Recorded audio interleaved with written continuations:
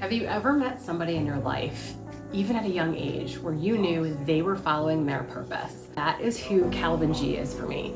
I met him at age 17, knew immediately, you're gonna do amazing things and I'm probably gonna work for you one day. He's coming here today. He's my first real interview for the Producer Rachel show. But thank you. oh my God, I knew we were gonna be on, so we can sit and check everything out.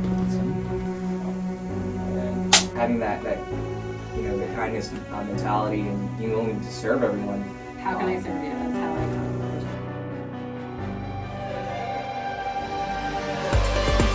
come. Have you ever met someone early on in their life who you knew was following their true purpose, even at a young age, maybe even before they knew? Well, that is how I felt when I met Calvin G.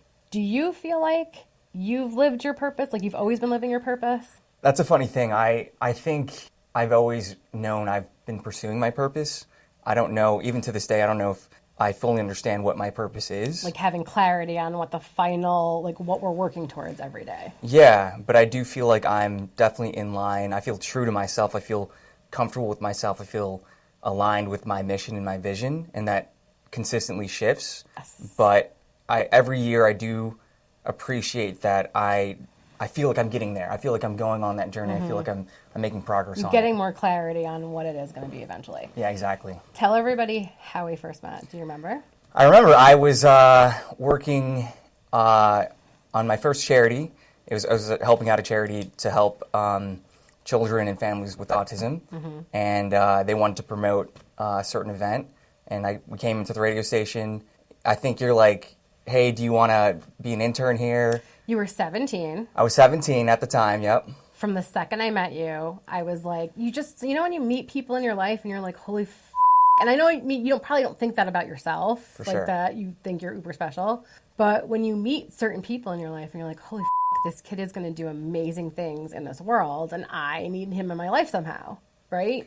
And so I literally was like, here's my phone number. Like when you are ready to intern, when you go to college and you can get credits, like you're going to come work for me. It was great, and I really appreciated that. And I don't know, it's so funny that you say that. It's funny that we're having this conversation today because you've been such a guiding force throughout my life, sort of unexpectedly, ever since I was 17. So it's just, I don't know, full circle. We're going to talk more about that because at 17, you weren't just working for, was it Celebrities Against Autism? Yeah. Okay. Weren't you starting to think about the tech? Creating the tech and the apps to help kids with autism at 17. Yeah, no, I'd always, before that, I had been building websites and creating different games and things like that for different customers and things like that. Which, let's be realistic, what year was this? Do you remember what year it is? I think I was 14 at the time, and I had a buddy, we'd work. What year was that? Because it's not where it is now. It was totally different. Writing code and everything is completely different. For sure. I was just building websites using HTML. I mean, that was what, 2006, 4? 7, well, before, pre-me. Yeah. So I moved here in 2007, so it was probably, Yeah, 2004 or something like that. Which, no one was doing that. I remember... No one was doing that. I remember, kids kind of making fun of me because I was, talking about things like that in school, and then...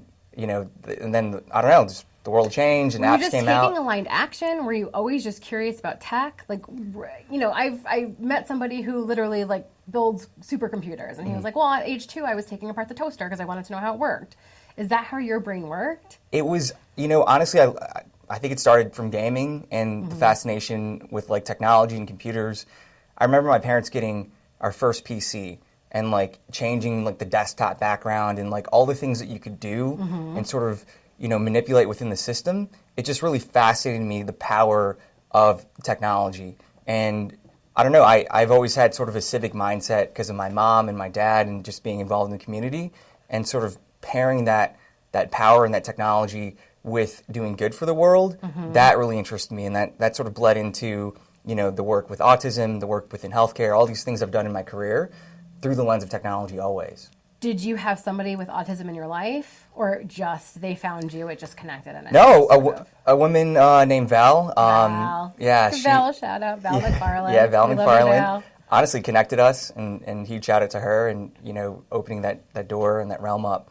But no, she found me through the National Honor Society within school, and they just knew that I had been doing websites and things like that, and she's like, I need help with this charity and helping with this cause. I didn't know anyone at the time, but it's funny, I got involved in the community and starting my first real company helping to build applications to better diagnose and treat autism. Which was in silico, right? That which is first in company, which silico. I remember that launch. Yeah, exactly. That was huge. It was great. It was a great experience, but it's just like I saw that they were, these clinicians were, using pen and paper when, Excel and all these things were out there. So trying to find solutions and going back to purpose and talking about that, it's just helping to, create efficiency and better solutions in the world, and that's how that sort of started with autism. Which is fascinating because you're doing it in a space where it didn't exist. And No. It's like, well, I can fill that gap, and it's just a matter of saying, like, well, let me just try the thing. Absolutely. And you've always taken risks, and I know that's a big thing on your LinkedIn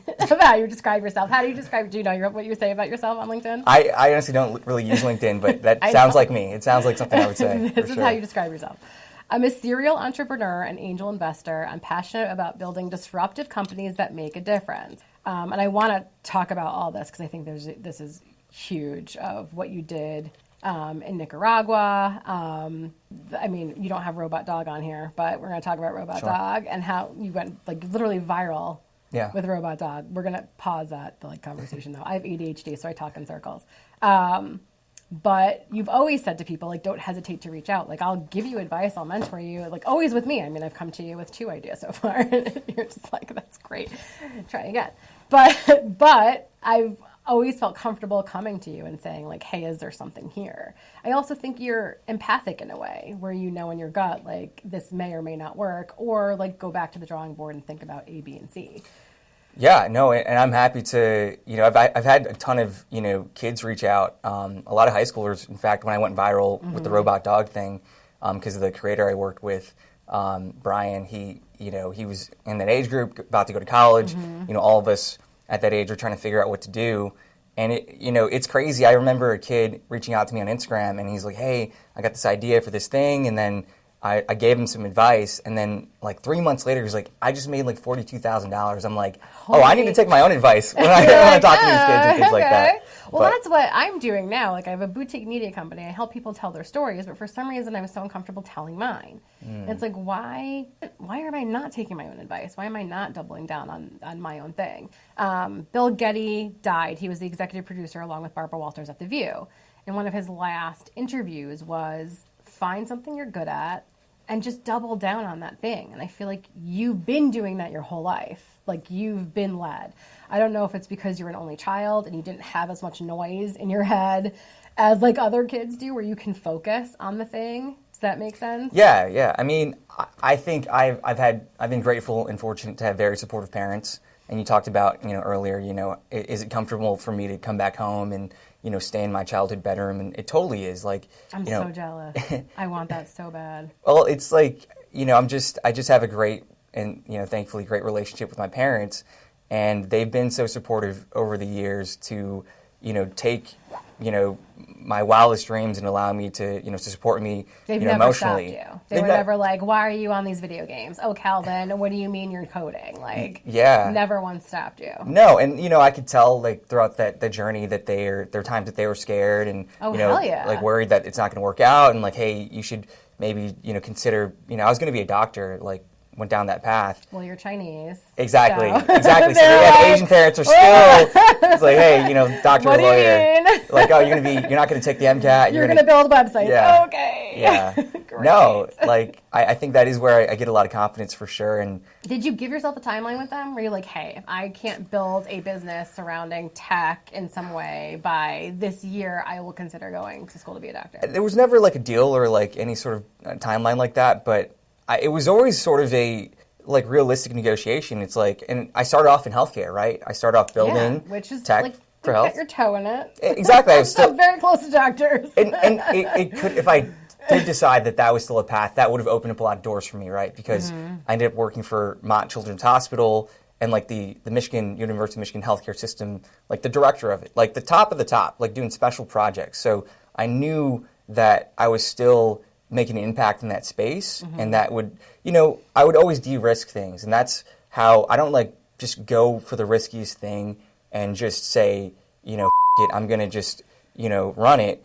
I do things methodically, and they don't always work out, but I always say, I'm going to take away from that experience, and it's always going to benefit me in some way, even if it's not financially. Well, and I think that you've taken risks, and I've always been scared of risks because I've always had to feel like I'm in control of a situation. Sure. And what I've learned recently is by trying to have control all the time, I'm not allowing the universe, God, the collective, whatever you want to refer to it as, surprise me with these wonderful things that could come into alignment with like what I'm trying to manifest, right? What the bigger purpose is. And so it's only until recently at age 48 that I've now been like, okay, I don't have to be in control of everything. It's okay if I lose whatever it is that I'm holding onto so dearly.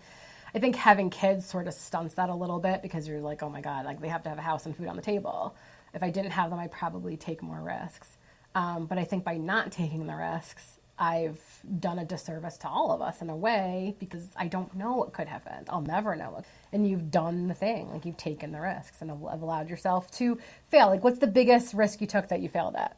I mean, every time I'm a part of a business, I mean, there's an inherent risk. And, I remember my biggest failure was, the first foray into like sports tech. Mm-hmm. And, it was like the first major investment that I've ever been a part of. And it was like $1 million, on the line. And like of your money? Not my money, no. But okay. If it was my money, I honestly would feel like it's less of a risk, right? Because it's like because it's yours, it's mine. Right. Like I'm putting that. Right. I'm willing to like lose whatever. But and I've had many situations like that, and like that's just the nature of startups. But you learn that after it failed, I remember talking to my friend Mallory, and she's like, "Oh my God, like how do you feel? Like all this went down." And I'm like, honestly, feel free because the world didn't end. I'm still alive. I can still continue on. Mm-hmm. You had to go through it in order to realize you can get for through sure. it. But you bring something interesting up about this idea of your risk tolerance, right? Mm-hmm. And it's like in control. It's like the paradox of control and learning to let go. Mm-hmm. That gives you the most freedom. That gives you the most control over situations because you can't dictate those outcomes. You don't really have control, right? Right. Yeah, and it's a muscle for sure. It's a muscle that you can. I'm flex. Learning how to deal with it. I'm also learning that aligned action is the best for me. Like cleaning out my gut, being aligned with like my mind, gut, and like heart connection, and sort of just taking aligned action and understanding that like there is no timeline. No, I'm not on a timeline. I don't have to get it done by a certain period, and the goalposts move. So like I'm never going to get to the end. There is no end. The end is a mirage. I tell entrepreneurs all the time. If you can have a job and then do your side hustle and then keep doing that until you don't need that job anymore, versus like going out and pitching someone or then them taking control over the vision of whatever it is, it sort of loses that authenticity. Correct. And like I think people resonate the most when you're not really thinking about the audience. You're thinking about what you want to create in its purest form. And I think 2024, especially for some reason where the energy shifted, I tell everyone I meet, like, you're a creator. Be a creator, not a consumer. You're not a consumer. And when you look at life in that way of like, okay, what can I be creating right now? Even if it's like a vlog or going on your stories and just posting what your day is about, people are voyeurs. Totally. Everyone always says to me, like, no one's going to watch this. Actually, they will. They'll watch the most mundane things. My kids will watch other kids opening presents or a family going to the park. And I'll be like, do you want to go to the park? And they're like, no, I just want to watch this family having fun together. I'm like, great, maybe, or whatever. My daughter will tell you, like, TikTok raised her. And it's just like people will watch the real thing. They'll watch the behind the scenes stuff. They actually don't want the canned stuff. No. And so that's when I was like, oh, wait, this is how I consume. But what if I flipped it to always creating? So I don't go online unless I'm going to post with purpose. I don't post anything unless it's to give value, to be inspirational or aspirational. And that's it. That's the only reason why I go on it. And like, tell your real story. And that's what I want to get from you. Like, let's talk about your parents. You talked about your parents and being in the community. Mm-hmm. Go back to that. What did they do as far as being in the community? How did they teach you that? Well, my mom, had, a long history of being a civic engager. She started off as a substitute teacher, being an educator, got her doctorate in psychology and education, and she ended up becoming assistant director for civil and human rights for the UAW. So, there was always a lot of political engagement, getting out in the community, fighting for rights. That sort of moral compass has sort of just always guided me throughout my life. Which is huge because I think a lot, especially kids today, unless they saw it on TV, they don't realize like you're part of a bigger system. We're part of a bigger community, and we really do need to help each other. We go through life now where it's like, it's not my problem. Yeah. Right? You see somebody, my husband the other day, God bless him, there was a veteran and he needed gas. We were on our way back up from Florida, and he's just like, I just need to go give him money. I'm like, we literally are on our last like $20. Like, what are you doing? And he's just like, it's money always flows to us. We'll be fine. He needs money, and he gave him like the last bit of cash we had in our pocket. Wow. And I was just like, God bless you, because it's like he understood like we're not alone. Like we need each other, and if it's even the last $5, then it's the last $5, and that's okay. Money will always flow to us. We're okay. Absolutely. Like we're not going to lose our house because we gave a veteran money for gas. And so I feel like I wish more people could come to that conclusion, but because you lived it with your mother, I feel like you hit that space way sooner than a lot of other people. No, yeah, and for sure, and that definitely opened my eyes up to, the community that we live in, and even both my mom and my dad, being immigrants to this country. Are they? So are you first generation American, basically? Like they came here from? Did they come here from China or from? Yeah, from China, Hong Kong. Why did they want to leave? My mom, was escaping, or her family was escaping, communist persecution, and my grandfather, my mom's side, started a business here in Michigan, a Chinese restaurant. At the time, the immigration policies wouldn't allow a man's family to come with him, so they were separated. You had to go alone. So yeah, my mom didn't actually meet her father until she was 9. Holy. Yeah. So like seeing, both of them become who they are. My dad's an architect. They're both retired now, but develop careers for themselves. Support me. That to me is also like extremely, inspirational, and sort of gives me that drive and that freedom. So yeah, there's a lot for sure. Like their careers, just the upbringing and all that helped to fulfill my community aspect and my purpose within my life. So incredible. All right, so let's go back. So we met, you were 17. Yes. This is how I talk in concentric circles. You should be used to it by now. And then you went to U of M, and you called me. And we're like, okay, I can intern.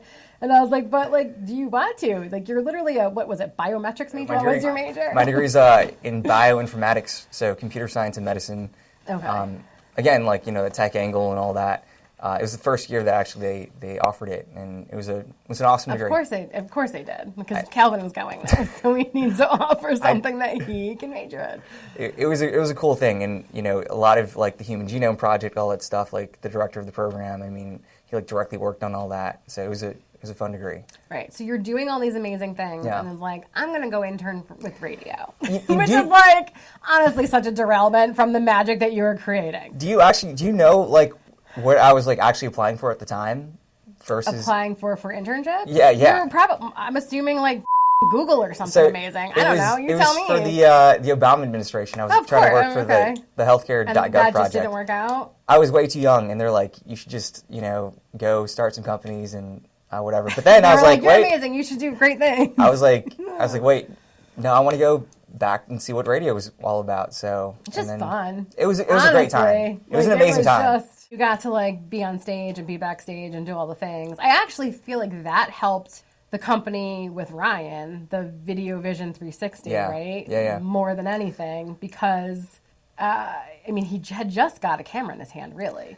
He wasn't really doing much. No, we started our companies at the same time, so right before all that, right as I was graduating college. Honestly, that experience to being on the radio, being comfortable publicly speaking, getting to network, honestly, the things that you taught me about just, navigating that world and just business in general. And what did I teach you? Tell me. What do you remember? I still remember you telling me to be nice to everyone. That just in general you should just have that within your spirit. I learned that working for Barbara Walters. Even it doesn't matter if you're the CEO of a company, can I get you coffee? Absolutely.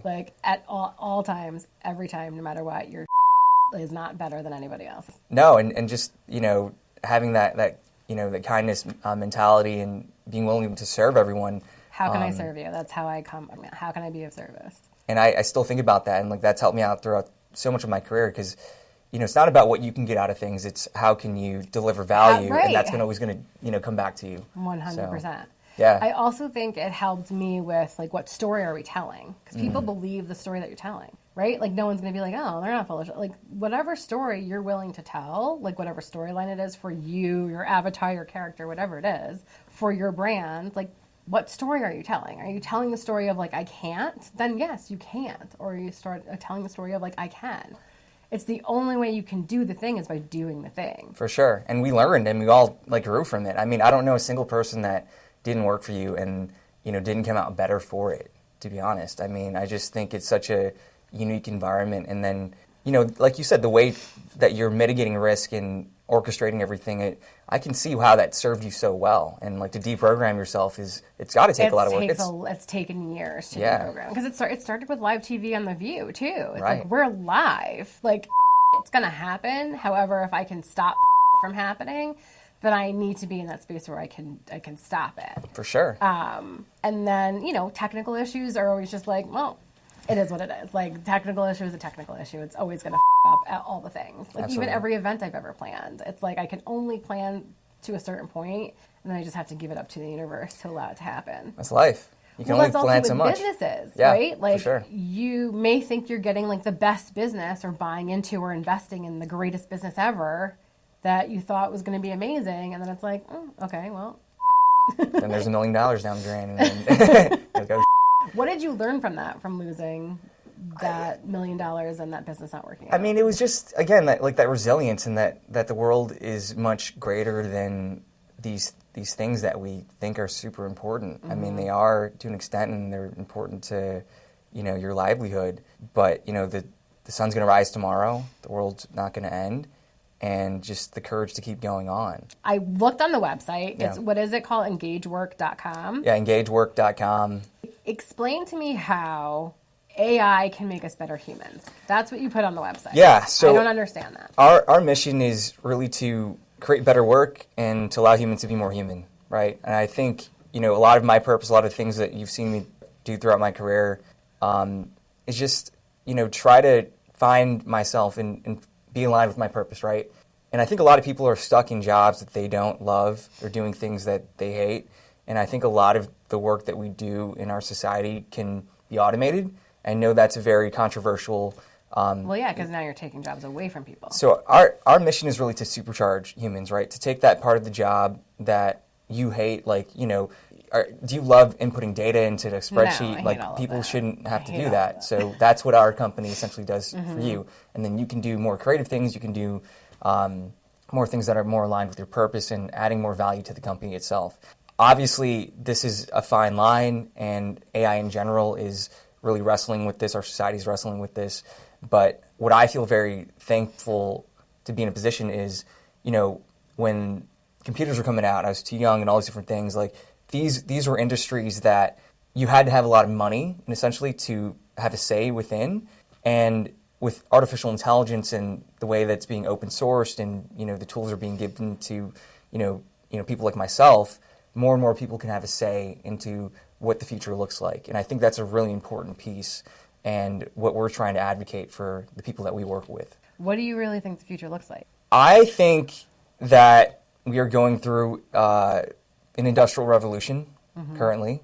And, it's a period of transition. And I do think that we as a society are going to have to figure out how to wrestle with these changes. I mean, jobs will change. I think there's going to be, periods of turmoil, no doubt. But 100%. I mean, ultimately, I think it's a better future, in my opinion.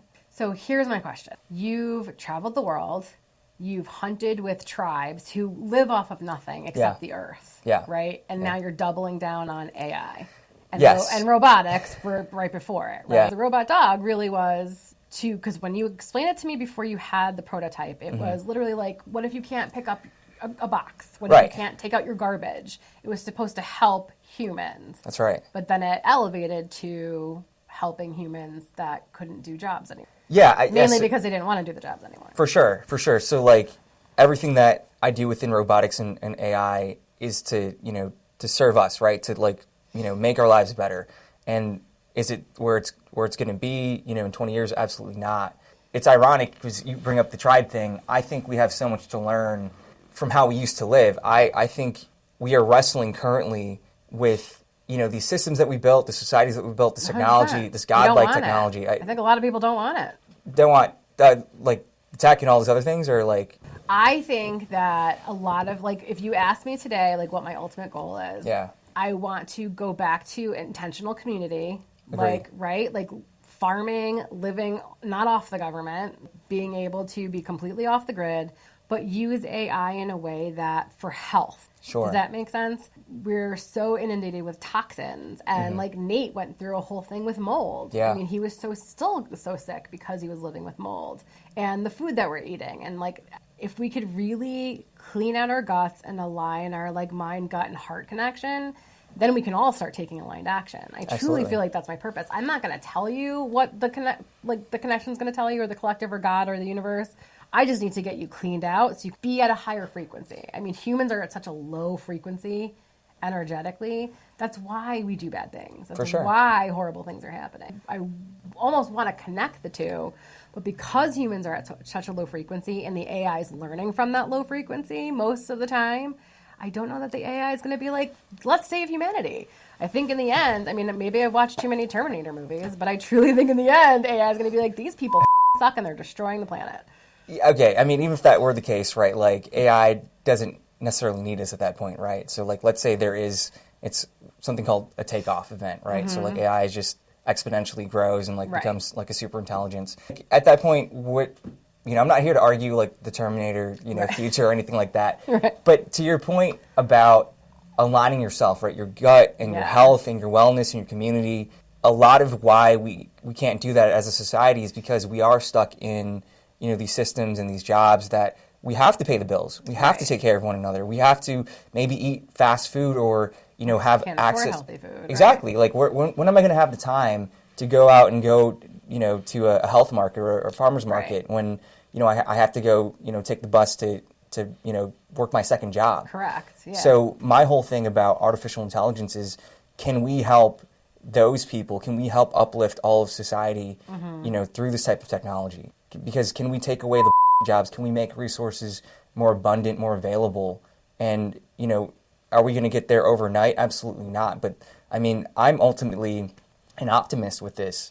I do think that it doesn't have to be a Terminator future. It can be a utopia where we have these things as available long to us. as those people losing those jobs aren't then on VR and playing video games all day, as long as we are going back to intentional communities and like the tribe, Yeah. we're hunting for our food, we're hunter-gatherers again, like we have our hands in the dirt, like we're respecting the earth that we live in. I mean, I truly feel like earth is like heaven.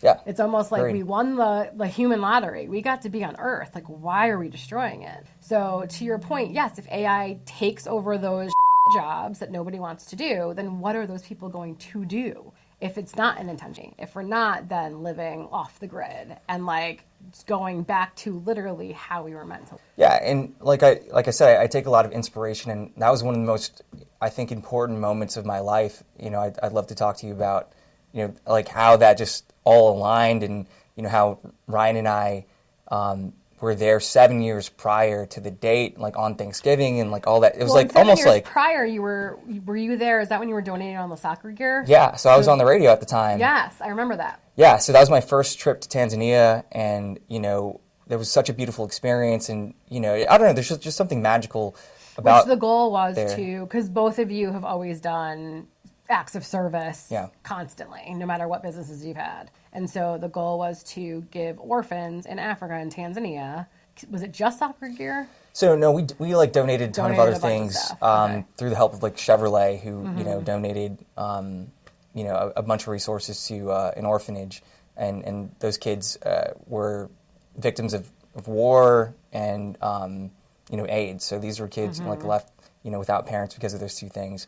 But yeah, I mean, like going back there 7 years later and just getting being so deep into tech and having the contrast of living with the last hunter-gatherers on Earth, I mean, there was something that just felt like home, and something that I feel like we're missing is that community aspect and, living off the earth and, waking up, with your brothers and sisters and earning that meal and all these things.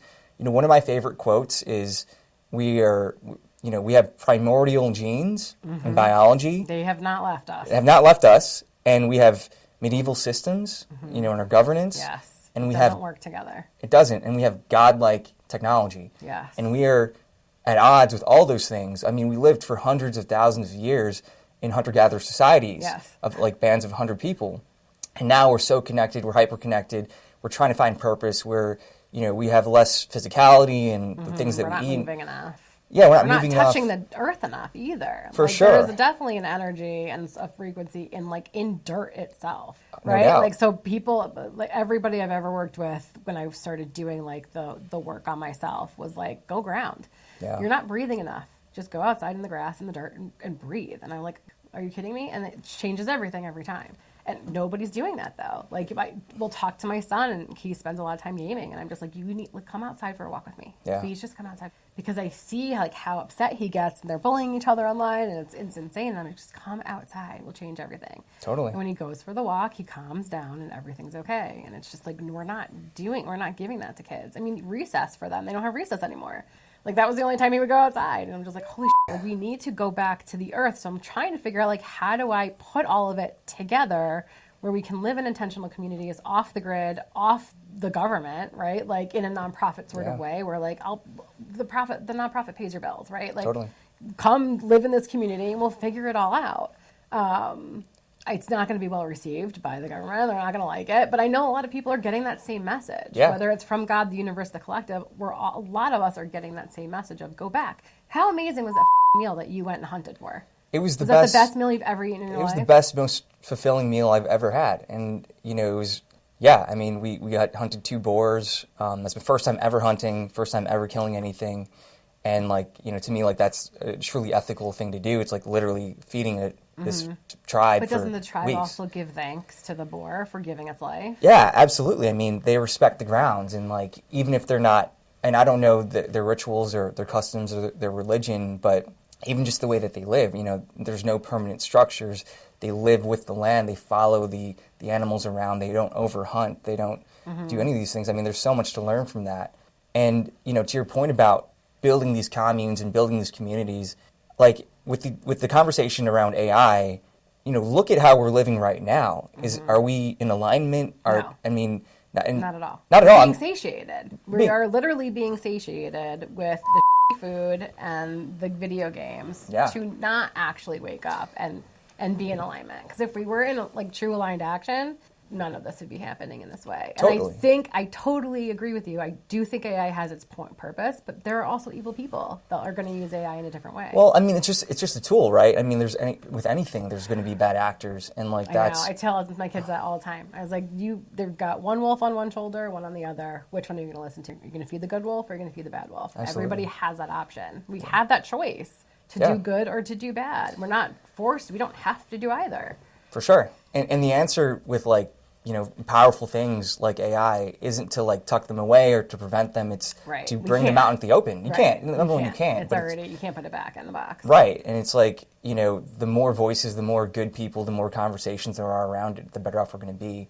So, yeah, I think, it's up to us to decide whether we're going to have that Terminator future or we're going to have a utopia. Correct. But I feel like there's also people who are going to want to stop that from happening because they want control and they want to make the money. I want to get to that with you too, because I had to redefine what success was me. I think being successful was that 80s mentality of you have a job, you stay with the job whether you're miserable or not because you need your 401k, you need a pension, and then you retire. And God help you, hopefully you can actually make it to retirement and enjoy everything you worked for and finally do the thing. I think a lot of people nowadays are not doing that, are just it, money doesn't mean to me. The universe will provide, it always does.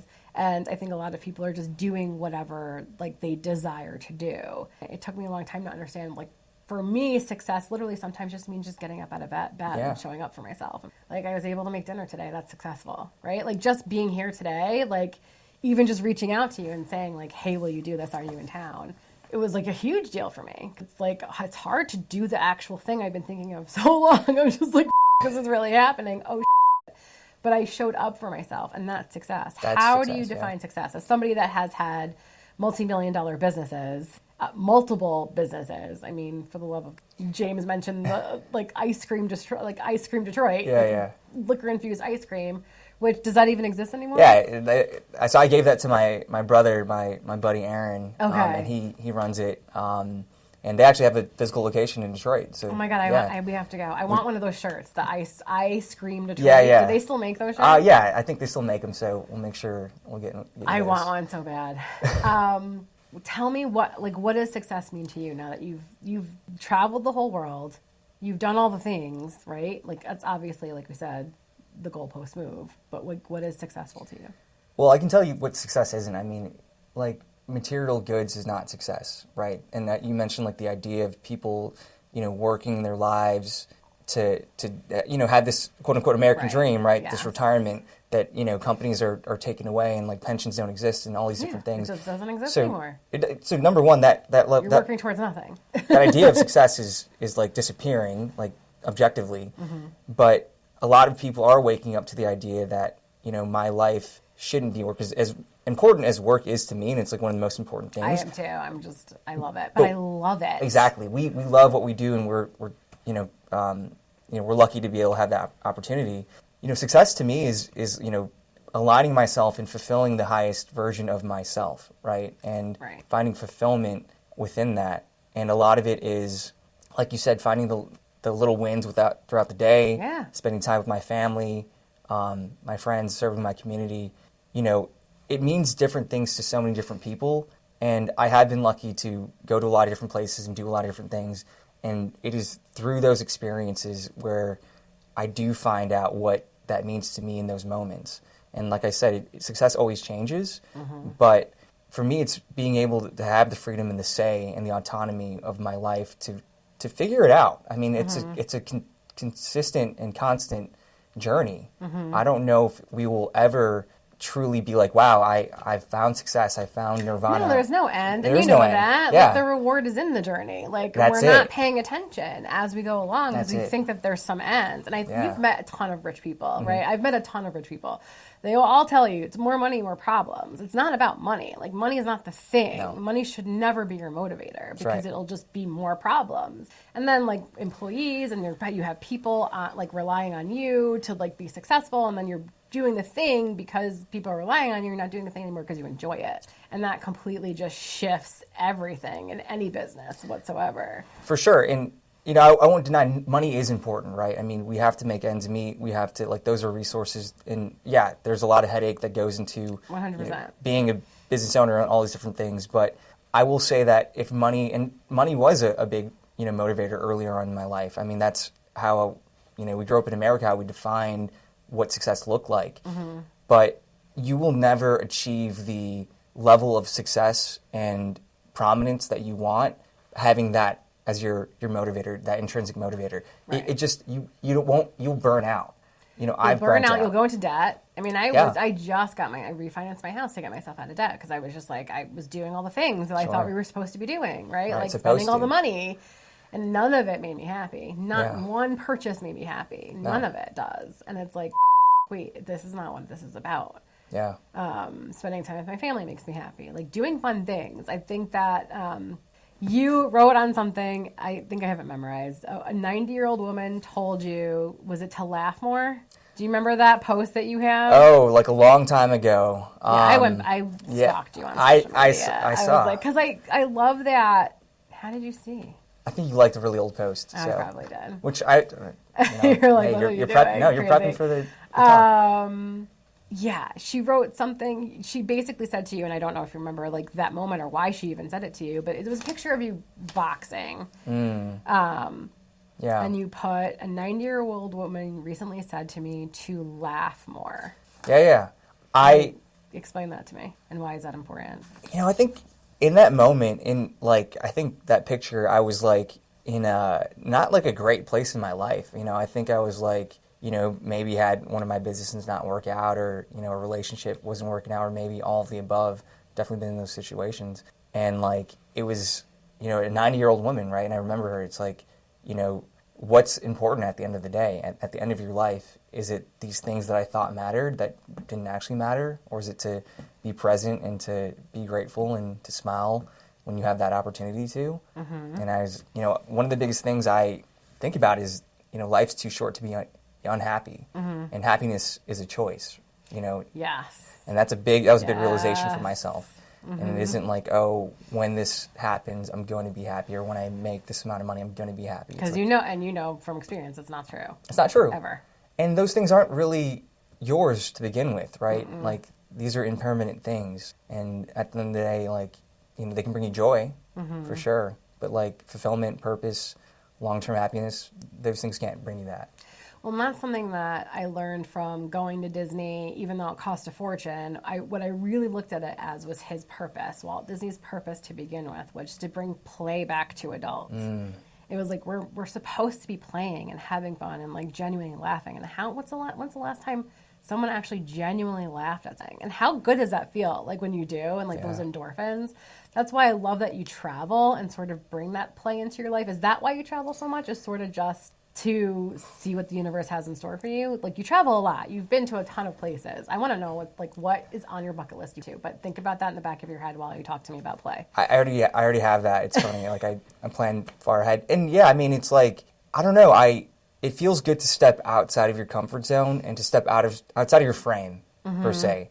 Like, I was just in Japan and experiencing a different culture and how they do things, and you know, that community. Talk about culture and tech coming together. Like, Tokyo is insane. Oh, it's insane. It's wild. They still have their like old school culture, but are moving forward with tech at a fast pace. For sure, and you know, it is beautiful how they embrace that and merge those two worlds. But you know, the things that sticks out to me the most is, you know, when you're on an elevator or an escalator, everyone's all on one side, right? It's this community, you know, mindset, that we're all there's moving in the same respect. direction. Right. Yeah, and like, you know, that to me is like the most, I don't know, refreshing, right? To see how other people live and to sort of step into that world for a little bit. That's why I travel.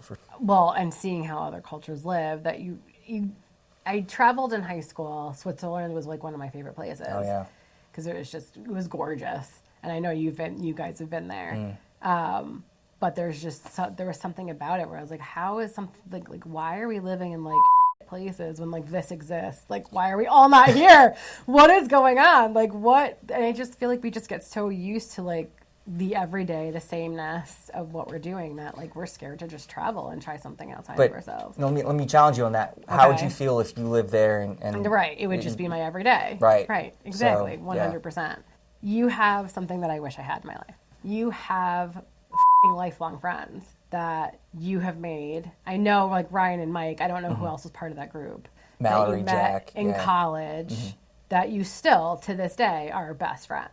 Right? Yeah, like absolutely. I read on one of the posts where it was like we used to sleep on each other's floors, and like literally the only thing we had for dinner one night was a white rice. And it's like, and now look at where we've come. Yeah. Do you ever think about those times? Yeah, I mean, for sure. I mean, I don't know. It's funny, like, you don't really think about too often. At least I don't. No, because when you're in it, it's okay. From The Office, do you know this quote where he says, "I wish someone told me during the good old days that it's the good old days." Yeah. Because you don't realize. I feel that too, where it's like, wow, I wish I knew in that moment that like this is the journey, and to appreciate it more. Like appreciate sleeping on somebody's floor and like eating the white rice because that's all we had left in the fridge. Do you know what I mean? Like I get that in retrospect. I wish in the moment I could go back and be like, dude, this is it. Like, this is amazing. I mean, like, this is the moment, too, right? Like, you know, starting this podcast and talking to you and, you know, I mean, there's a lot of those moments which I just try to be very present for. I'm super thankful for the friends that I have, and, you know, I don't know if I'd be who I am today without them. I know I wouldn't be who I am without them.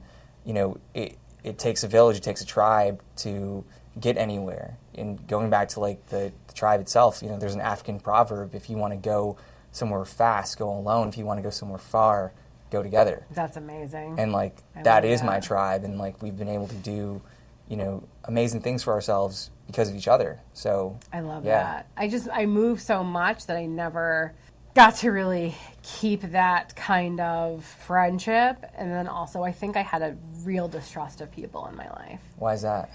Control.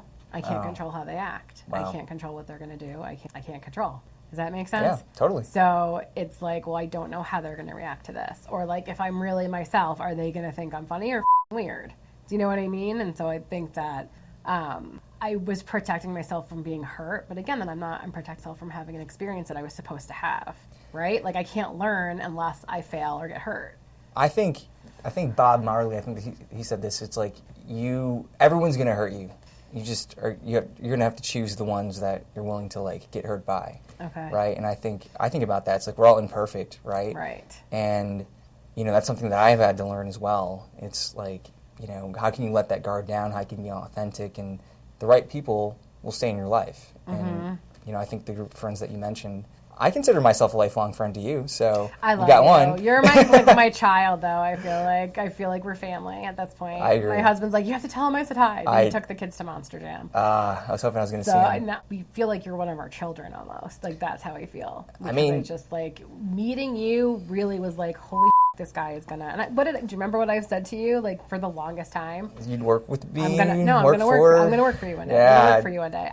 Now I'm changing it to I'm gonna work with you one day. I like that better. I'm gonna work with you one day because I think I negated my own vision and negated my own creativity because it's like, well, Calvin's already living his purpose. He's so aligned, like, and I'm not. So of course, like, I'm gonna work for him one day. No, I'm gonna work with you one day. I love that. Like I see a bigger purpose, and we're in each other's lives for a reason. I agree. I want to talk about the AI because you call it the Tesseract, right? Is Yeah. that your version of ChatGPT? So basically, how ChatGPT is built is, and I don't want to get too technical, it's something called a large language model. And so you take all this data, you train it in a certain way, and then it produces what we're considering AI today. And so I see that similar as to what Google's AI is when you do a search. It's kind of how I see ChatGPT. Similar. It just kind of sorts through Google searches. Yeah, it in a way It's not is really thinking; it's just regurgitating someone's search. Does that make sense? Yeah, no, you're not wrong. It's an algorithm at the end of the day, and it's interesting how these things work. Is like it's essentially proven to us that our language isn't as complex as we think because it's not at all. It's all statistical. Correct. Like it's guessing the next word essentially, which is crazy. So yeah, we do that for businesses. Do you have it in your pocket? Could you ask it a question? Yeah. So I mean, we'll build it for X fashion brand and like X company. So yeah, you can talk to those businesses. Specified for a brand. Exactly. Whereas ChatGPT has to learn your brand language, and it takes sometimes months. You create it specified for the brand already. Yeah, so it's also private and proprietary to that brand. So you're let's not say sharing the data with anybody else. Exactly. So let's say I work for Target and we built something for Target. Your employees could ask it questions, or how do you do this process? Or I'm the executive, and it's obviously like there's different privacy levels, and you can ask it, how am I going to improve my revenue, over the next quarter?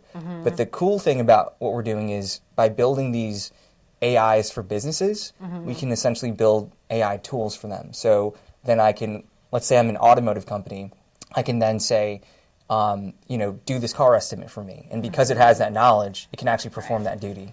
I love that. I also sort of, as a business owner, like the data mining of it, of like, what are my employees searching? What do they need to know more of? Because like, how can I serve them? Because there's like mind think, like there's like-minded think. If we were in a group setting, and I'm like, hey guys, raise your hand, tell me what's going on and what's not working.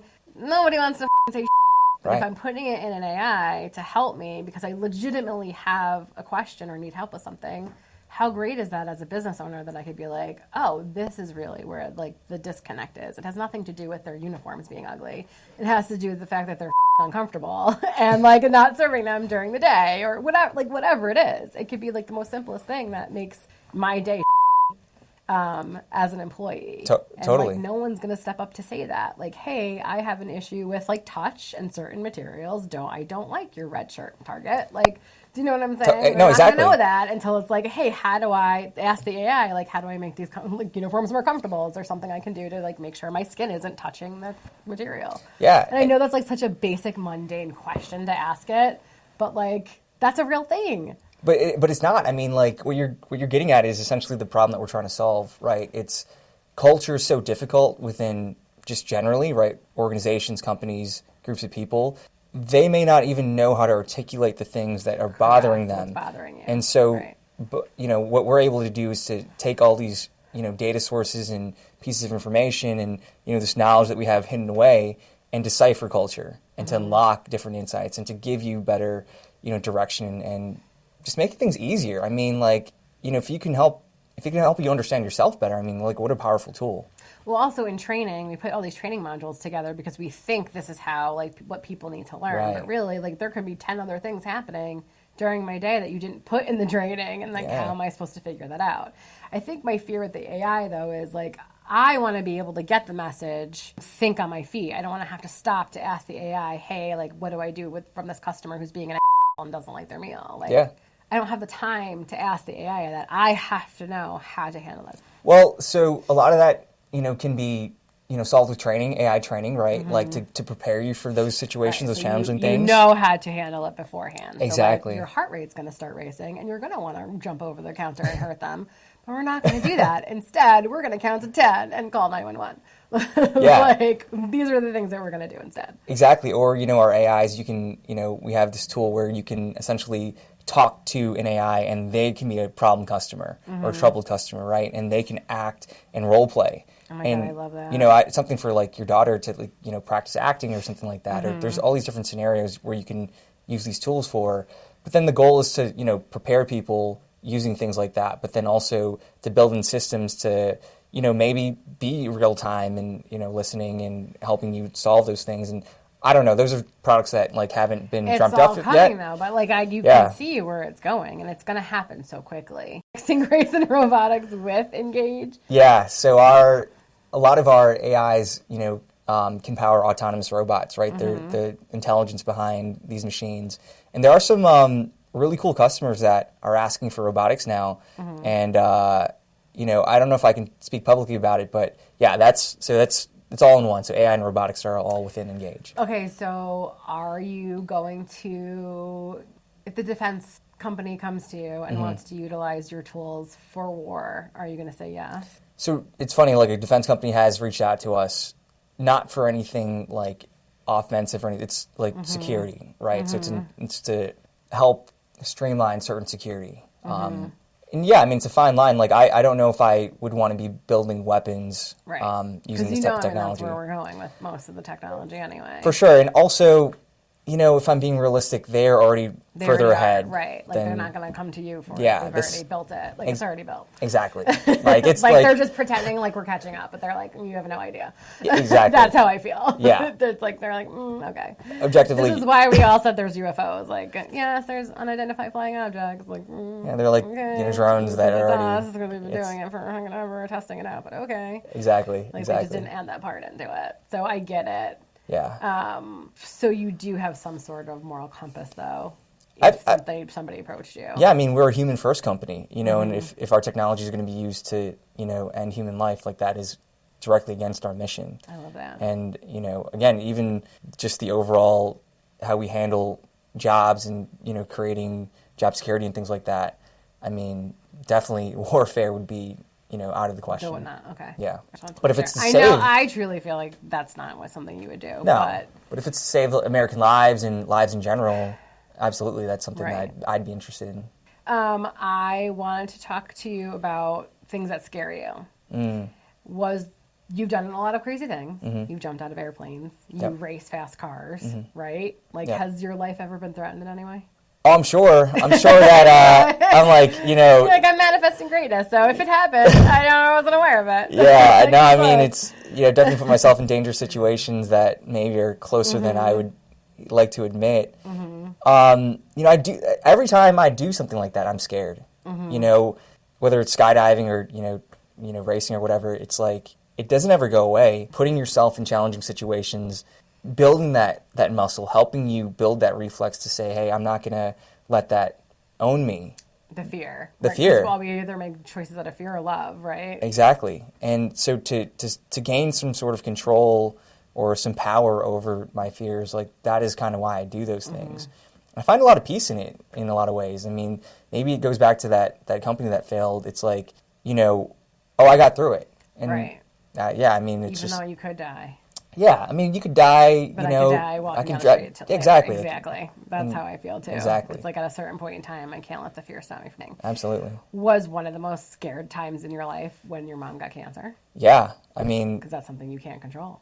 that was a big thing. I mean, that changed my life. I mean, that's essentially Why you were at the radio station. why I left the radio station. Yeah, I mean, essentially, it's like I found a lot of joy and, you know, a lot of entertainment, and I got a lot from being on the radio. But, you know, when she got diagnosed with uterine cancer, and like, you know, I was what like 23 at the time, just sort of beginning my adult life, and having such a harsh reality hit me in the face, and like, oh wow, this is real. Like this is, you know, it helped me understand what's important in my life.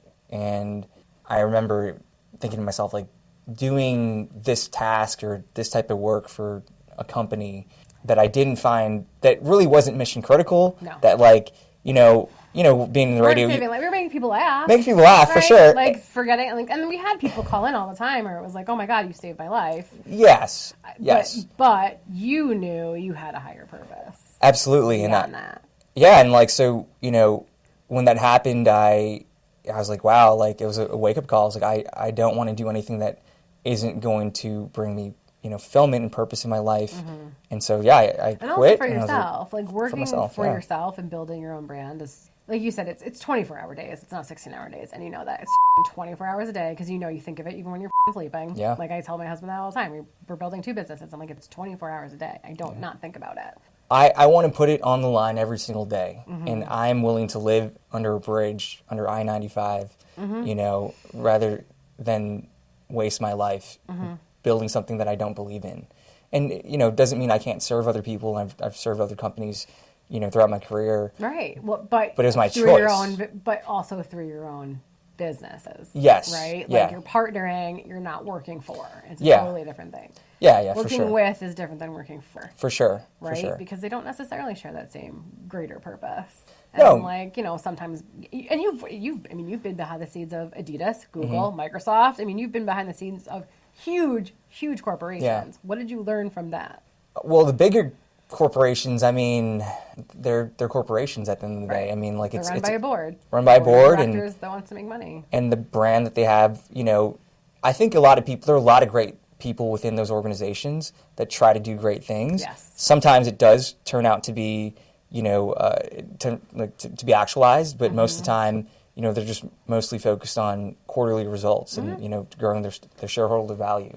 So it's really, so why I try to stay small and nimble within my companies is to protect that vision, because I don't think you can have, and I've been part of companies that have, you know, 60, 70, you know, early stage investors, and like, you can't really be yourself. You can't really fulfill the mission when you have other people being like, I need a 10x, 100x return on my money. Correct. It goes in direct Again, contrast.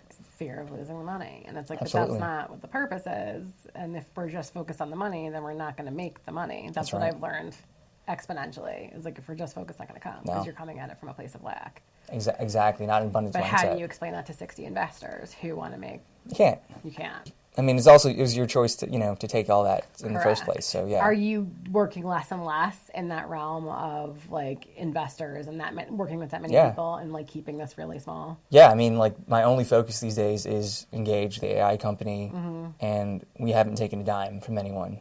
Like, you know, besides maybe my own sort of investment into the company. Yeah, I actually think that model is dying. I think that VC model, you know, especially with like interest rates and all these different There's things. too much. There's just too much going on, and it's so iffy. Especially with if the world is going to change, because we know it's going to. Yeah. Right. It's going to completely change. Yeah. The way that we live our lives, pay our bills, and do the thing, it's not going to continue like that. Especially with this younger generation. Like, my kids are not going to work a job and hope that they get a pension. It's just not going to happen. I hope they don't have to. I don't think they have to. Like you said, do the side hustle. Do the side hustle that makes you happy. Do the other job that pays the bills. Because when you're an entrepreneur, you're working 24 hours a day anyway. So, like, do your 9 to 5. Like, put your time in. Get that paycheck every Friday or whatever day you get paid. And then the side hustle is every other hour of the day. Totally. I mean, if you're off at 5, I mean, you have So X much amount of time. There's hours. a lot of hours in a day that I Totally. don't think we realize we have. Because we're going online. And that's, like I said, again, going back to you're a creator, not a consumer. Yes. When you stop consuming and you go to creating, whether it's writing the book, right? Making the movie, whatever, like the side hustle is, making the products or the art or whatever it is. You come from that mind frame of like, I'm a creator, I'm not a consumer. You will find the time. It is magic how much more time there is in a day. And you'll find the energy and Oh my the God, drive. so much energy. And you'll just just like, be oh my God, I'm so excited to do this. Yeah. Right. It's a total. So like put your time in, your 9 to 5 that pays the bills and puts the food on the table, but always have the side hustle. And it's not wrong to work a job. You know, you can learn a it's lot. fine. It's Like great. it's gonna, there's like a consistent paycheck. There's all these different things. I mean, there's a lot of merit to it. It's like, I also think that when I was working a job at JOB, I unfortunately came at it from like, what can they do for me? And I think now, because I see everything in a different way, is like, okay, wait, how can I be of service?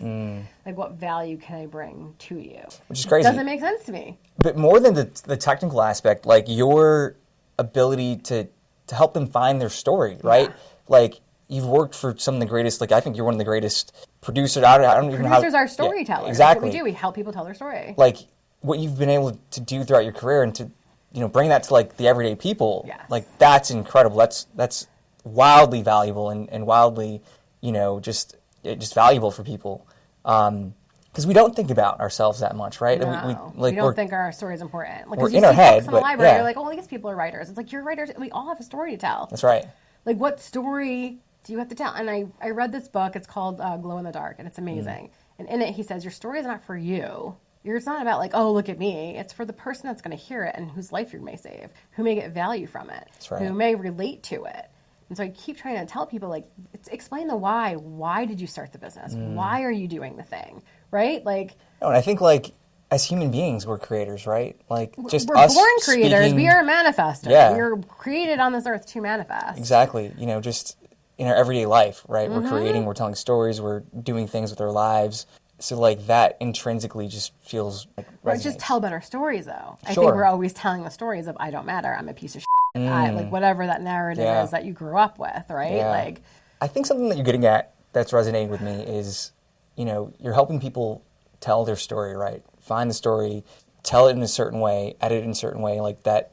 It's you're speaking the truth, right? It's yeah, closest what to is the your truth? truth. As close to your truth as we can. Yeah. And I think that is so important. I think why people are finding value in your business and you is because a lot of that direction, a lot of that alignment, we're not taught. No. Right? So like we talked about purpose earlier, right? So how do you find your purpose? Like by finding your story, that is how you're discovering your purpose. And throughout that process, behind the scenes, all these other things, you can then understand, oh, maybe I should be doing my business this way. Or maybe Yes. actually this other thing is what I'm actually passionate about and I want to go there. So that is like the ultimate thing of what we're here on earth for is to, find that and like that higher version of ourself. I think that's what you're doing personally. Well, and that's one of the things I said to one of the classes was like, be careful like what you're going to put money into with content because you may be telling a story you don't believe in. You may be starting a business for health, but you really want to start a skincare company. And once you become a creator and you're not a consumer anymore, what you create really starts to matter. And then it really is like, I always say to people, someone asks you like, how are you doing today? And you are finally honest and you're like, not okay. Yeah. That thread starts to unravel. And it's like, maybe you're a nurse, but you want to do something totally different. And it's like, I don't want to do this anymore. And when that thread starts to unravel, you have to be ready to like start creating the thing that you really do want. Well, I think like this is why something like this is super powerful, right? It's like, it's okay not to be okay. Right. And it's like, wow, maybe I needed that moment or that creative part to discover that, hey, I had been feeling kind of bad. I had been kind of depressed because I was doing all these different things. Once you start to like unravel or pull that thread, but that's when, like you're saying, that's when you can build yourself. That's when you can. It's the best part. You can not only that create. crossroads Yeah. is like, it's so scary. It's scary as hell. Of course it is. But it's like, oh, like we're at the space where I can literally rebuild all from nothing. That's right. All over again. And it Yeah. can be whatever I want it to be. Well, I think that's such an important thing, relating it to like my life or, whoever's listening. It's like, start there. Start where you're comfortable with. Start with the Yes. next step, with something, your conversation or a person that you're or a business, whatever that you want to do. But just start. And then gradually you're going to find, oh, I can do more and more And you do have to sort of deprogram that identity of You yourself. absolutely have to. Of like, I'm not good enough, all these different things. And then you can truly flourish. And then saying it out loud. Speaking it took me a absolutely. long time to just speak the thing. Like to say like, oh yeah, I want to build an intentional community off the grid where I use AI to figure out what toxins need to leave our bodies so I can help people with the gut-mind connection and they can get, messages from higher source. It sounds nuts. I get it. But like the more I say it, the more a lot of people are like, oh yeah, I want to do that too. Or like, I feel that too. And it's like, oh like there's a ton of us that live in a holistic community lifestyle that want to live in that space. Is so powerful is your ability to find that courage within yourself. And then other people are then like, oh yeah, I do have that same idea, that same dream of living off the grid or whatever it is. Right. Or like, I am willing to be vulnerable and speak my story and to, put it out there. I mean, again, like just kudos to you for doing all that. I'm trying. It's so hard to say it out loud in the beginning, but I'm sure like I built an artificial intelligence company that's gonna, help humans be better. It's like, it's not, maybe it's easier for you to say because it like you're helping people like in a valuable way.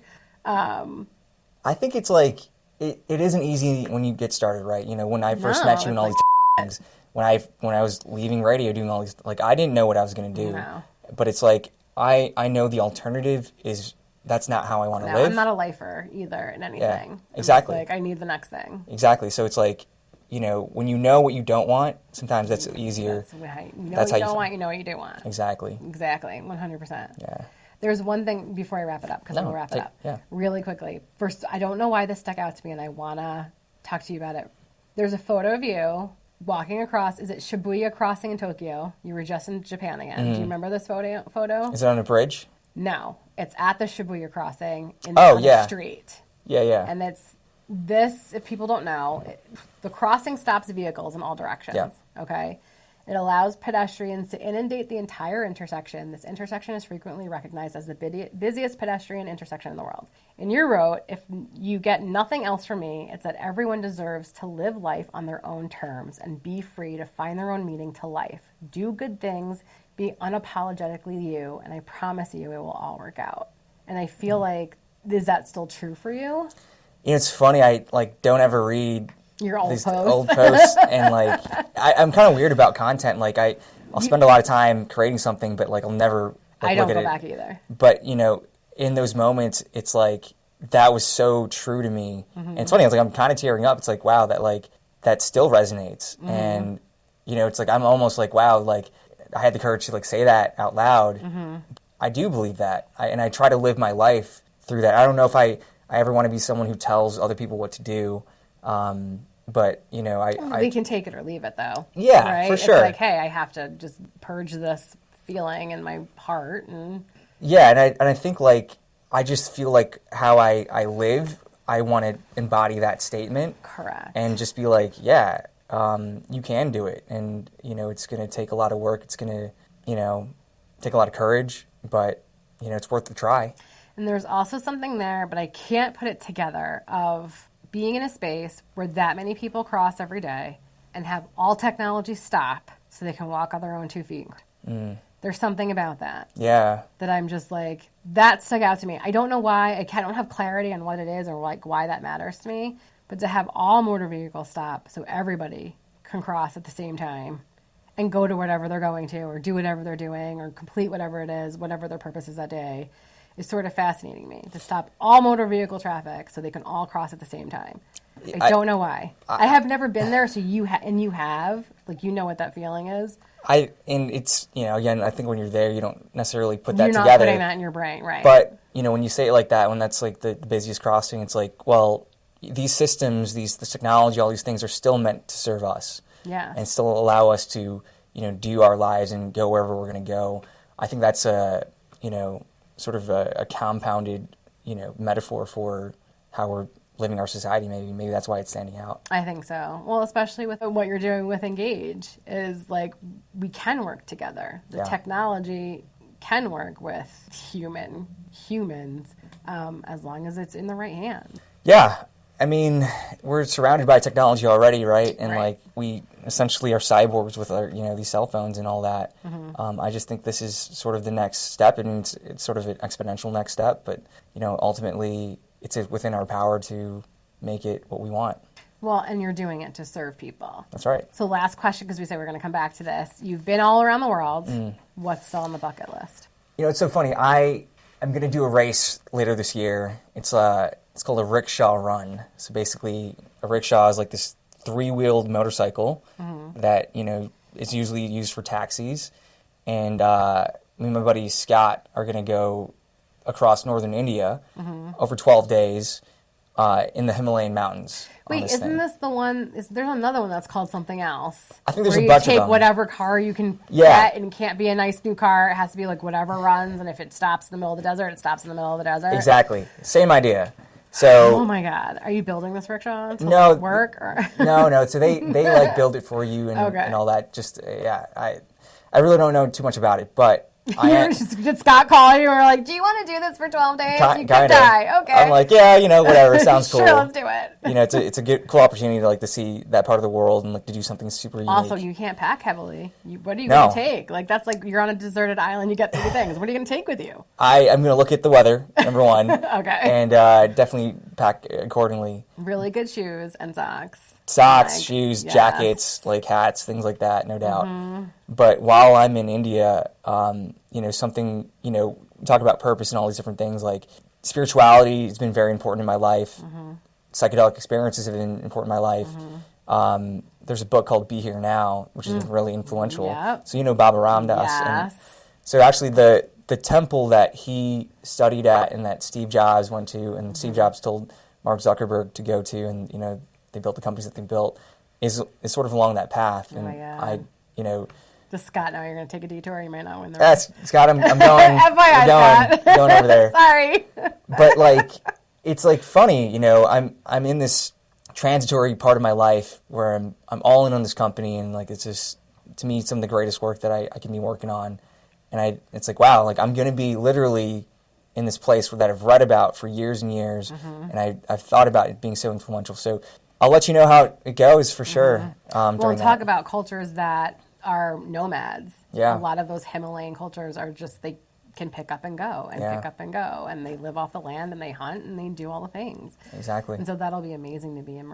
I can't wait. Yes, tell me. I feel like it's the perfect timeline for you to go too, at this point in your life. I think so. I feel like I'm embarking on a journey, and it's great to be able to talk about it. It's great to, like you said, you know, a lot of people, including myself, don't get the opportunity to, you know, articulate some of the things that we're working on and that we're thinking about. So I appreciate it. I love you so much. I love you. They're a business that's like, hey, I relate to what Calvin's saying. I need this help. How do they find you? Yeah, if you want to check us out, it's engagework.com, and you can email me at calvin@engagework.com as well. I love you. Thank you. Thank you for having me.